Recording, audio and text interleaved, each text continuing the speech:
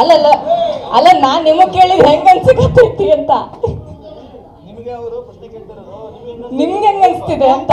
ಚಲೋ ಅನ್ಸೈತಿ. ನಿಮ್ಗೆ? ನಮಗೆ ತುಂಬಾ ಖುಷಿ ಆಯ್ತು. ಹೌದಾ? ಈ ಫುಲ್ ನೆಕ್ಸ್ಟ್ ಯಾವ ಸಿನಿಮಾ ಮಾಡ್ಬೇಕಂತಿದ್ದೀರಾ? ಏನ್ ಕತೆ? ನಿಮ್ಮ ಮಾವತ್ತಾನೆ ಅವರು ಡೈರೆಕ್ಟ್ರು, ಆಯುಷ್ಯರು. ಇವತ್ತು ಊಟ ಕೊಟ್ರಾ? ಇಲ್ಲ ಸರ್, ಇವತ್ತು ನಿಜ ಬೈಕಂತಿದ್ರೆ ಬಾರ್ಲಿ ಹಸುವಾಗೈತಿ ಹೋಗೋಣ ಅಂತ.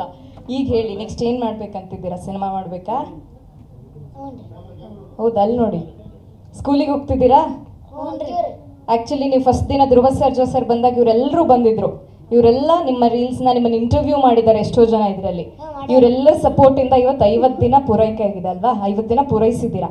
ಇವರೆಲ್ಲರಿಗೂ ಒಂದು ಥ್ಯಾಂಕ್ಸ್ ಹೇಳ್ಬೇಕು, ನಿಮ್ಮ ಸ್ಟೈಲಲ್ಲಿ ಹೇಳ್ಬೇಕು. ನಿಮ್ಗೆಲ್ರಿಗೂ ಥ್ಯಾಂಕ್ಸ್ ರೀ, ನಮ್ಮನ್ನ ಟಿವಿಯಾಗಲ್ಲ ಫೋನ್ನಾಗ ಬರಕ್ ಮಾಡಿದ್ಕ.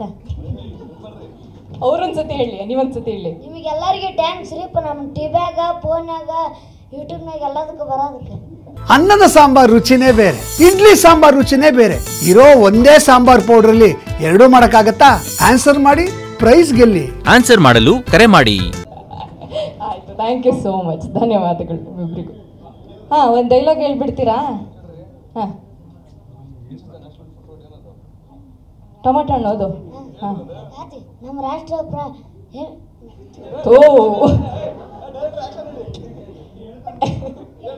ನಮ್ಮ ರಾಷ್ಟ್ರದ ಹಣ್ಣು ಯಾವ್ದು?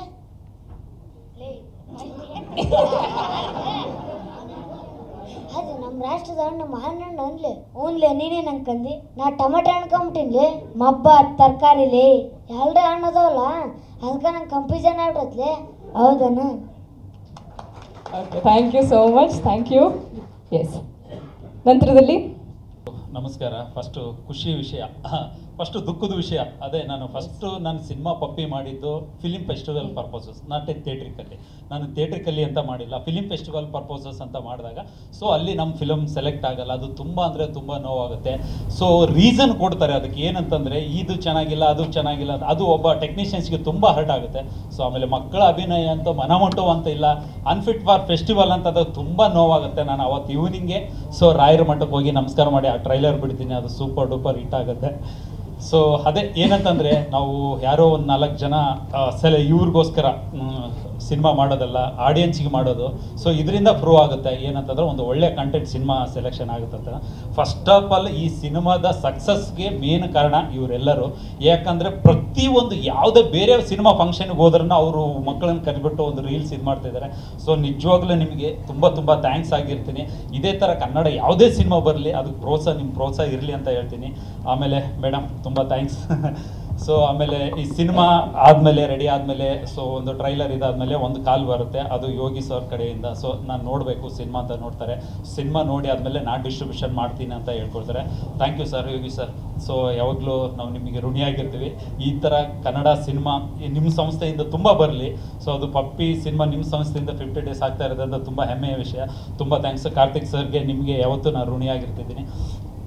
ಆಮೇಲೆ ಈ ಸಿನಿಮಾ ರಿಲೀಸ್ ಆದಮೇಲೆ ಶಿವಣ್ಣವ್ರು ನೋಡ್ತಾರೆ, ಅವರು ತುಂಬ ಮೆಚ್ಚುಗೆ ವ್ಯಕ್ತಪಡಿಸ್ತಾ ಇದ್ದಾರೆ. ಅವ್ರಿಗೂ ನಾನು ತುಂಬ ಹೃದಯ ಕೃತಜ್ಞತೆ ಹೇಳ್ತಾ ಇದ್ದೀನಿ. ಅದಾದಮೇಲೆ ಧ್ರುವ ಸರ್ ನಮಗೆ ಕಾಣದ ಹಿಂದೆ ಅದೇ ಸಿನಿಮಾ ಒಂದು ಪ್ರೆಸ್ ಮೀಟಿಗೆ ಬಂದವರು ನಮಗೆ ಒಂದು ಪ್ರೋತ್ಸಾಹ ಮಾಡಿದ್ರಂತ ನಿಮ್ಮೆಲ್ಲರಿಗೂ ಗೊತ್ತು.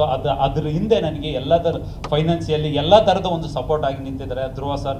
ಯಾವಾಗಲೂ ನಾನು ನಿಮಗೆ ಋಣಿಯಾಗಿರ್ತಿದ್ದೀನಿ. ತುಂಬ ತುಂಬ ಥ್ಯಾಂಕ್ಸ್. ಆಮೇಲೆ ಸಿನಿಮಾಕ್ಕೆ ಆ ಮಕ್ಕಳೇ ಒಂದು ಸೈಕಲ್ ಬೇಕಂತ ಒಂದು ಪ್ರೆಸ್ ಮೀಟಲ್ಲಿ ಕೇಳಿದಾಗ ರಮ್ಯಾ ಮೇಡಮ್ ಅವರು ಇಮಿಡಿಯೇಟ್ ಬಂದು ಮರುದಿನ ಬಂದು ಆ ಮಕ್ಕಳಿಗೆ ಒಂದು ಸೈಕಲ್ ಕೊಡಿಸ್ತಾರೆ. ರಮ್ಯಾ ಮೇಡಮ್ ತುಂಬ ಥ್ಯಾಂಕ್ಸ್. ಆಮೇಲೆ ವಿನಯ್ ರಾಜ್ಕುಮಾರ್ ಸರ್ ಅವರು ಒಂದು ಸ್ಟೇಟಸ್ ಹಾಕಿರೋದ್ರಿಂದ ಇಂಡಸ್ಟ್ರಿಯಲ್ಲಿ ಎಲ್ರಿಗೂ ಒಂದು ಸ್ಪ್ರೆಡ್ ಆಗುತ್ತೆ. ತುಂಬ ಅಂದರೆ ಒಂದು ಒಳ್ಳೆ ಕನ್ನಡ ಸಿನಿಮಾ ಬಂದಾಗ ಎಲ್ಲ ಸ್ಪ್ರೆಡ್ ಮಾಡ್ತಿದ್ದಾರೆ ಕಲಾವಿದರಿಗೆ. ಯಾರ್ಯಾರು ಪ್ರತ್ಯಕ್ಷವಾಗಿ ಪರೋಕ್ಷವಾಗಿ ಯಾರು ಸಪೋರ್ಟ್ ಮಾಡಿದ್ರೆ ಅವ್ರಿಗೆಲ್ಲ ನಾನು ಋಣಿಯಾಗಿರ್ತಿದ್ದೀನಿ.